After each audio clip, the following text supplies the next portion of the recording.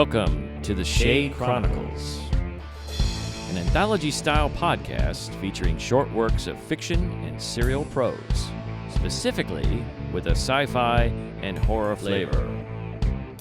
Your hosts for the podcast are Derek Leftridge and Lawrence Trokey.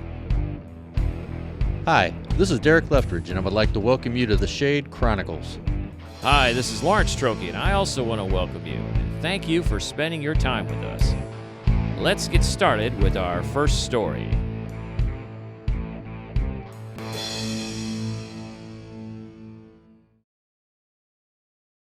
His Nightmares by Derek Leftridge.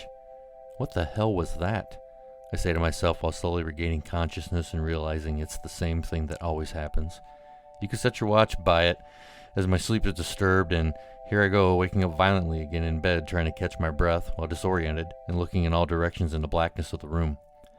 I just felt something brush aggressively against my uncovered foot, and it's very annoying to be in a deep sleep and then be woken up, but since this is certainly not the first time experiencing this, what happens next will quickly pass annoyance and go straight to diabolical. Whatever woke me was in a hurry and moving fast from left to right at the foot of the bed, and in the dark out of the corner of my eye I can barely make out what looks like something in the corner of the room. I slowly look to the right and try adjusting to the darkness and use what little moonlight is coming into the room to see what looks like a human figure facing the corner. Straining a bit, I can make out that it's a woman's figure by the look of the hips, and this figure is nude. With a slow and cautious movement, I roll over onto my right side and stare into the corner where the figure is, and my sleep-swollen eyes adjust a bit more and I see the figure more clearly, and it's standing there facing the corner with her head tilted back, looking up at the ceiling. The female then stretches her hands up to the ceiling, palms open, facing towards the ceiling, and arches her back, and I can see her breast sticking out slightly below her shoulder blades. This confirms it's a woman, and in addition, the large slash on her back flesh helps jog my memory to know who she is. Even though I never feel bad about my work or my passion, I make an effort to only involve those who need to be. However, when someone interferes, and this woman did, there can be direct consequences. This seems to happen a lot, and unfortunately for this individual, her last vision was of me when she fell into a perpetual darkness. Veering back to the current situation, I blink and look again to the corner of the room where the figure is, and they are gone. Quickly sitting back up in bed, I look to the opposite left corner, then back to the right, but then feel something to the left of me sliding into the bed. Slowly looking down to my left, I can see she's in the bed and facing up at me. Startled, I open my mouth and cannot catch my breath quick enough to make a sound before her hands are around my neck. Fingernails digging deep into my neck, and pressure on my esophagus causing me to choke on my fluids. Regrettably, my sight diminishes rapidly to a shroud of blackness, and all I can hear is the sound of the struggling and screaming that I'm making, and the lady croaking and gritting her teeth as I drift away. The motivated little lady has accomplished her goal to get her revenge. Emerging from my darkness, I realize I'm behind the steering wheel, hands at 10 and 2, of a loud truck driving at a above-average speed through a faintly lit tunnel. As I glance up at the rearview mirror, I can see that something is coming up fast behind me, and as the distance quickly closes between me and my follower, I can make out a hefty individual on an unrealistically high handlebar chopper that is belching and popping as it blows thick white smoke. The leather vest covered in patches and the bandana tightly around the long flowing hair of my follower completes the hard-ass look, as does his young, bearded face that is full of anger. I can't help feel overwhelmed with pride by this beautiful sight of passion and pain all at one time, but I quickly realize this guy's endgame is going to involve something bad involving something to do with me. Not sure why, but an unconscious desire to slow down the vehicle overcomes me, and I begin to bring the truck to a stop and step out. My friend comes to a complete stop about 5 feet behind me. While throwing down the kickstand and leaning the bike to rest on it, he begins to dismount and makes a move at the same time. He unlatches and reaches into a saddlebag at the left side of his motorcycle while looking in my direction with an odd grin. Unfortunately, my experience in these situations always seems to involve heavy, thick chains. And as I say this to myself, he pulls out a very long, glowing, white, hot, heavy, thick chain. And he growls and lunges at me. He simultaneously whips the chain with incredible ease, and it defies all laws of physics and is instantly wrapped around my neck. The tightening links digging burned my neck as it cuts off my breath, and simultaneously, he jerks me to the ground while grabbing at the chain. My body begins to slide towards him across the loose gravel and rough asphalt of the road.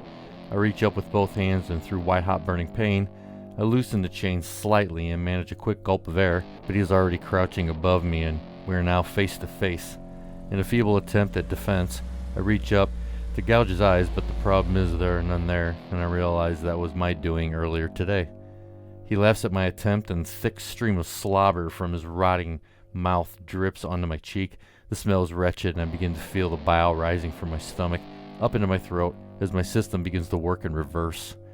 The freak clasps his hands around my neck and squeezes. This is beginning to be a trend this evening. Then he changes things up by placing his stank mouth with cracked lips onto mine, making a tight seal. Stars begin to dominate my vision as I try to blink them away. Disoriented and blindness begins to envelop me. Before going completely comatose, I feel him clamp down on my tongue with his teeth, which causes me to catch a scream in my throat. Beginning my drowning into a deep, painful unconsciousness, my memory is sparked by understanding this guy is only doing what is expected if he wants me to hurt the way I hurt him. This is beginning to be a long night, first with that crazy woman in my bed, and then the chain-wielding face-eater on the motorcycle, and now an annoying little individual. Sitting here in the dark, deserted, and I had thought empty all-night cafe waiting for my next cup of coffee to come, I feel kick, kick, kick, kick, kick, kick, kick, kick, kick, reverberating from the lower back of my booth with a rhythm that is making me nauseous. This has to stop now. I quickly slide out of my booth and turn around to the left to see what is making the annoying rhythm and possibly find out why, but for sure make them stop right now. In the booth sits a little boy about 8 years old, and he is looking down at the table while continuing his kicking tune, apparently not noticing me. His hair on the left side is missing in spots compared to the right side, and his small hands are scarred and wrinkled. I slide into the seat opposite him in the booth and calmly say, "Hey pal, what is going on that you need to keep kicking the booth over there?" Without speaking, he stops kicking and lifts his head slowly while struggling to smile because his face is half burnt. This is a sickening sight to see since part of it is covered with what looks to be fur actually melted and at parts still smoldering. He lifts his right hand, which has a straw in it, to his lips on the side that is not deformed by the burning fur, and draws in a deep breath while his left molted hand, resting on the table, forms a middle finger in a gesture of flipping me off. He quickly blows through the straw with a wet whoosh sound. Silly me, I was expecting a nasty, squishy spitball to splat on my face, but I should have known by the looks of this kid's condition nothing is going to be normal. A fast-moving blaze hot ball comes out of the business end of the straw and lands on my cheek, and along with the pain, I see a flame from the projectile out of the corner of my left eye. The sick aroma of skin burning fills the air, and I urgently reach up to stop the burning and pain, but the flame erupts and all I can see is my forehead, hair, and hand go up in flames instantly. As I thresh in my seat to put the painful blaze out, I see the kid smiling his crooked fur smile and realize he is getting ready to fire another fireball at me. And yes, another fire rocket smacks me in the face, and I realize he is not going to let up for a while. Kids are not usually on my work order, but maybe Teddy Bear Face McSpitball should know who he's getting in the car with. I know you've been probably asking yourself what is going on and why is this person having this happen to them, which is a good question, and I will explain the best I can. There is truly a naughty and nice list. The guy in red from up north, he has access but uses it differently. And I get the naughty of the naughtiest. Those are the individuals I visit and make their life an excruciating hell. The individuals involved in my work often have others that are affected, and by that, I mean injured or maimed and eventually die a horrible death because of their unfortunate proximity to my targets. It's not right or fair, but I don't waste time on those things because I have a job to do, even if, and I said earlier, I do not intentionally involve others, but they interfere and or happen to be along for the ride with the target, then that could be an unfortunate experience for them. In theory, it's not my fault if you choose to be around or associate with terrible people who deserve the worst this world can do to them, but since I am the vessel that carries out the punishment, I'm looked at as the bad guy in the end. And as a bad guy, my so-called contract, which I signed and initialed, explains that those impacted by the work done to my target will have the ability to visit me as their last act on Earth before they go on to another life, and there are no rules or parameters as to what they can do to me. And a nice little subcategory to that rule is that I will feel and experience all levels of pain, anguish, and whatever they want to bestow upon me until the point that it kills me. But then I will be revived as to be able to experience this again and again and again throughout my sleeping hours. I hope you understand by now that these individuals are getting their revenge on me in my nightmares, and it happens all night, every night, and that is the price I have to pay for being the devil.